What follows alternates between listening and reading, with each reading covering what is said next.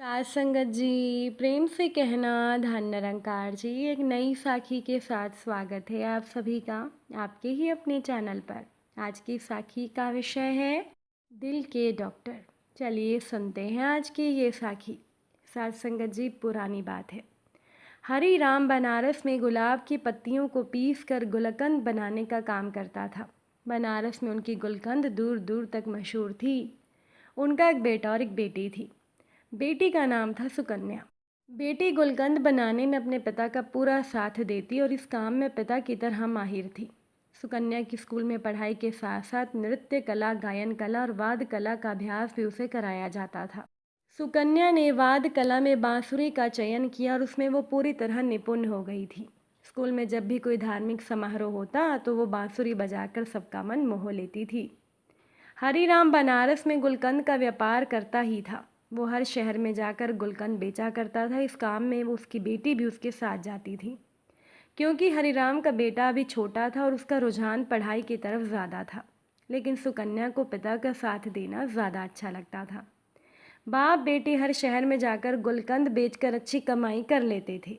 तो एक बार वृंदावन में उनको गुलकंद बेचने का सौभाग्य मिला। बाप बेटी दोनों वृंदावन में एक धर्मशाला में रुके।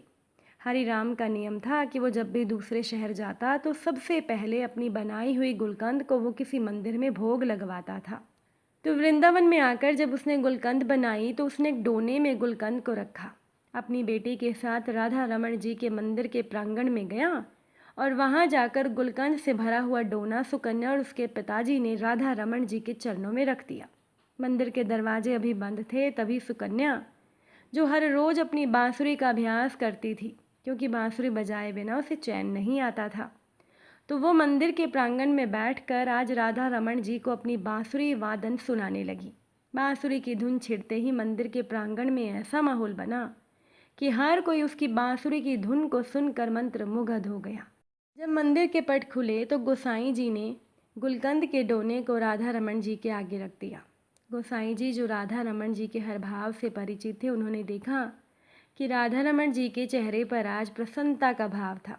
उनके मुख की मुस्कान बहुत ज़्यादा तीखी हो गई थी। उनके कटाक्ष नेत्र खुशी से फैले हुए थे। गोसाई जी ये देखकर हैरान थे कि आज भगवान इतने प्रसन्न क्यों हैं। तभी उनका ध्यान मंदिर के प्रांगण में बैठी सुकन्या पर पड़ा, जो बांसुरी बजा रही थी। तो गोसाई जी समझ गए कि भगवान बांसुरी की धुन सुनकर खुश हो रहे हैं। सुकन्या बांसुरी बजाने में इतनी मगन थी कि उसको पता ही नहीं चला कि मंदिर के पट खुल गए हैं। लेकिन जब उसने अपनी बांसुरी धुन को विश्राम दिया और उसके नेत्र जब भगवान जी के साथ मिले तो राधा रमण जी के कटाक्ष नेत्र उसके हृदय को वैसे बींध गए कि वो तो मानो भगवान को देखती रह गई। तभी हरिराम ने बेटी को कहा, दर्शन हो गए हैं, चलें। सुकन्या भगवान को निहारती हुई वापस धर्मशाला में आ गई। अब तो हर रोज़ सुकन्या और उसके पिता गुलकंद बनाकर मंदिर ले जाते। सुकन्या बांसुरी की धुन छेड़ती और राधा रमण जी और सभी लोग उसकी बांसुरी की धुन सुनकर मंत्र मुग्ध हो जाते। ऐसा कई दिनों तक चलता रहा। हरिराम ने कहा, बेटा अब यहाँ आए काफ़ी दिन हो गए हैं, अब हमें घर लौटना चाहिए। लेकिन ना जाने भगवान की कैसी इच्छा थी कि जब भी वो घर जाने के बारे में सोचते तो हर बार उनका जाना ना हो पाता, वो वृंदावन में ही रह जाते। तो यूं उनको वृंदावन में 2 महीने बीत गए। सुकन्या का तो वृंदावन छोड़ने का मन ही नहीं था, क्योंकि वो भगवान की दीवानी हो गई थी। उधर भगवान, जो कि आज तक अपनी बांसुरी की धुन से सारे वृंदावन में रमण करते थे, अब तो सुकन्या की बांसुरी की धुन सुनकर वो मंत्र मुग्ध हो रहे थे। कई बार ऐसा होता था कि राधा रमण जी रात को विश्राम के लिए भी देरी कर देते थे, क्योंकि बांसुरी की धुन उन्हें बहुत प्रिय लगती थी। तो जब भगवान को सुलाने के लिए मंदिर के पट बंद करने के लिए गोसाई जी आते तो किसी न किसी बहाने राधा रमण जी के मंदिर का पट बंद नहीं हो पाता था। वो भी समझ गए थे कि सुकन्या की बांसुरी की धुन भगवान को पसंद आ चुकी है। तो अब वृंदावन से सुकन्या और हरिराम के जाने का समय आ गया। बड़े भारी मन से वो दोनों राधा रमण जी को छोड़कर अपने नगर बनारस की ओर चल पड़े। जब सुकन्या मंदिर से निकली तो उसके कदम आगे नहीं बढ़ रहे थे। उसे ऐसा लगा कि जैसे उसके पाँव पर किसी ने बहुत भारी पत्थर रख दिए हों। अब सुकन्या अपने घर वापस आ गई थी, लेकिन उसका मन तो वृंदावन में ही रह गया था। अब तो सुकन्या का घर में मन नहीं लगता था। उसका मन करता था कि वो भागकर मंदिर के प्रांगण में चली जाए। ऐसा कई दिनों तक होता रहा। एक दिन सुकन्या अपनी माँ के साथ रसोई में खड़ी थी कि तभी अचानक से सुकन्या को चक्कर आया और वो बेहोश होकर गिर गई। जब उसे डॉक्टर के पास ले जाया गया तो डॉक्टर को भी बीमारी समझ नहीं आई। लेकिन जब हरिराम बेटी को बड़े अस्पताल में लेकर गए और डॉक्टरों ने जब सुकन्या की जांच की तो पता चला कि सुकन्या के हृदय में तो छेद है। घर के लोग सदमे में आ गए कि बेटी के साथ हमारी ये क्या हो गया। डॉक्टर ने कहा अब आपकी बेटी ठीक नहीं हो पाएगी, ये कुछ ही दिनों की मेहमान है। लेकिन इस बारे में सुकन्या को कुछ भी नहीं बताया गया। सब उसको कहते कि तुम्हें एक मामूली सी बीमारी है, तुम्हें कुछ नहीं हुआ। लेकिन सुकन्या को शक हो गया कि ज़रूर मुझे कोई बड़ी बीमारी हो गई है। तभी एक दिन सभी लोग बाहर थे। उसने अलमारी से डॉक्टर की दी गई रिपोर्ट यानी एक्सरे खोलकर देखा तो उसने देखा कि उसके हृदय में छेद है। लेकिन तभी उसको वहाँ उसके हृदय में एक आकृति दिखाई दी। जब उसने उस आकृति को देखा तो वो सोचने लगी कि ये तो राधा रमन जी की आकृति है। सुकन्या ये देखकर हैरान थी कि राधा रमन जी को मैं वहाँ छोड़कर नहीं आई, बल्कि वो तो मेरे साथ मेरे हृदय में निवास कर रहे हैं। जब घर के लोग लौटे तो सुकन्या ने कह दिया कि वो आज रात राधा रमन जी के पास जाएगी। लेकिन पिता ने कहा बेटा तुम ठीक नहीं हो, तुम वहाँ नहीं जा सकती। लेकिन सुकन्या ने सोच लिया था कि वो वृंदावन ज़रूर जाएगी, ना जाने कब मौत का बुलावा आ जाए। तो सुकन्या के पिता बेटी के आगे विवश हो गए और बेटी को लेकर वो वृंदावन चल पड़े। वृंदावन पहुंचकर वो दोनों सुबह सबसे पहले राधा रमन जी के मंदिर में अपने हाथ से बने हुए गुलकंद को लेकर और बांसुरी के साथ प्रवेश करते हैं। मंदिर में से आज एक अजीब तरह की खुशबू आ रही थी। तब गोसाई लोग हैरान रह गए कि आज ये कैसी खुशबू फैली है।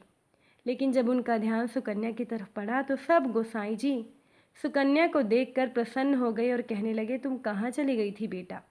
जब से तू गई है हमारे तो राधा रमन जी की मुख की कांति फीकी पड़ गई है। लेकिन आज देखो ये कितने खुश हैं। अब जल्दी से अपनी बांसुरी बजा दो ताकि ये प्रसन्न हो जाएं। और तुम ये भी नहीं जानती कि तुम्हारे हाथों से बनी गुलकंद भगवान को कितनी प्रिय है। हमने कभी तुम्हें ये नहीं बताया कि ये तुम्हारी गुलकंद को रोज़ चखते थे। तो ये सुनकर सुकन्या का फीका पड़ा हुआ चेहरा अचानक से खिल गया। लेकिन जब उनको गोसाई जी ने बोला कि आज तुम बांसुरी बजाकर भगवान को प्रसन्न कर दो, तभी हरिराम ने आकर गोसाई जी को हाथ जोड़कर कहा मेरी बेटी अब बांसुरी नहीं बजा सकती क्योंकि इसके हृदय में छेद है। अगर ये बांसुरी बजाएगी तो इसकी ज़िंदगी के जो दिन बचे हैं इसको पहले ही कुछ हो जाएगा। तो हरिराम गोसाई जी से प्रार्थना कर रहा था, लेकिन उधर सुकन्या ने बांसुरी बजानी शुरू कर दी और लगातार 5 घंटे आंखें बंद करके वो बांसुरी बजाती रही। हरिराम ये देखकर हैरान था कि इतनी बीमार लड़की इतनी लंबे समय तक बांसुरी कैसे बजा सकती है। जब सुकन्या ने बांसुरी को विश्राम दिया तभी मंदिर में माथा टेकने के लिए दिल्ली से एक बहुत बड़े डॉक्टर का परिवार आया हुआ था। उन्होंने गोसाई जी और हरिराम की सारी बातें सुन ली तो डॉक्टर ने कहा जिसको दिल की बीमारी हो या दिल में छेद हो वो बांसुरी नहीं बजा सकता। आपको ज़रूर गलतफहमी हुई है। लेकिन हरिराम ने सौगंध लेकर कहा कि नहीं, हम वहाँ पर इस बच्ची का इलाज करवा रहे हैं।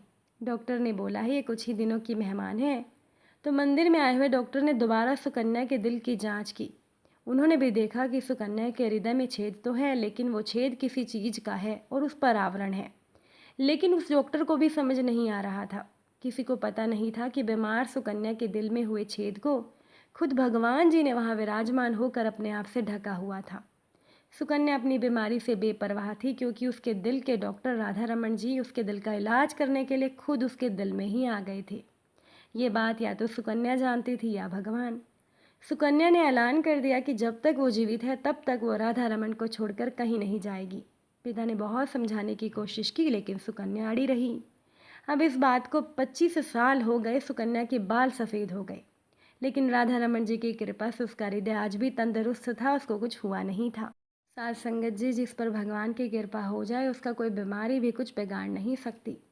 अगर भूलवश कोई बीमारी भक्तों के पास आ भी जाती है तो भगवान इतने कृपालु हैं कि भगवान की कृपा से सारी बीमारियां ख़त्म हो जाती हैं। अगर आज की ये साखी आपको अच्छी लगी हो, वीडियो को लाइक शेयर ज़रूर कर दीजिएगा। आप सभी से फिर मुलाकात होगी नई साखी और नए विचारों के साथ। साथ संगत जी, प्यार से कहना धन निरंकार जी।